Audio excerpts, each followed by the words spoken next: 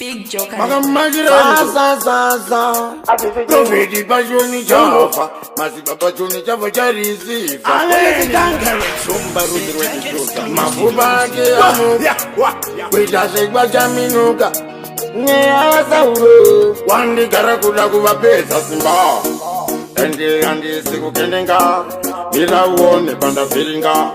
kunanganisa semadhatsi simbi yakabaka aibude usi pamunangagwa vadihiro mafanzi vakadihiro inivo ndodihiro musazoti andina kudaro chinova nyama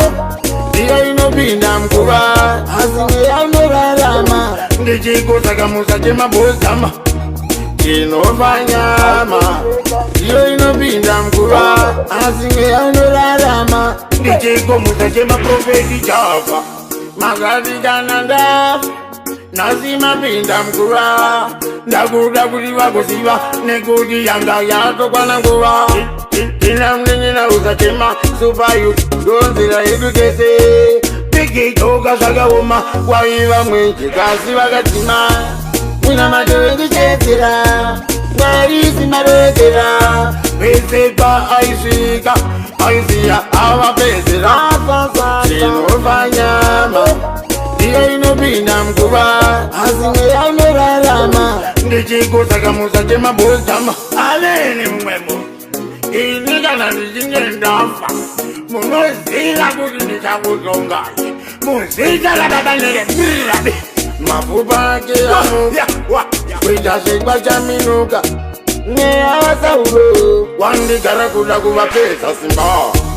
ende handisi kukendenga irauone pandavhiringa kunanganisa semadhatsi simbi yakabaka aibude utsi pamunangagwa vadihiro mafanzi vakadihiro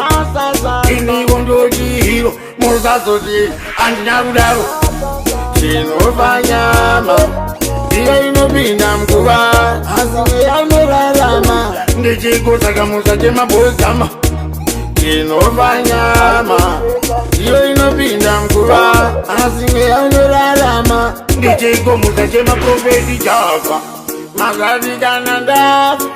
nasi mapinda mkuva ndakuda kuti vakuziva nekuti yanga yatokwana nguva ina mnenyena usachema supayut ndonzira yedu tese pikichoka zvakaoma kwaiva mwenje kasi vakadzima mwina matovendichetera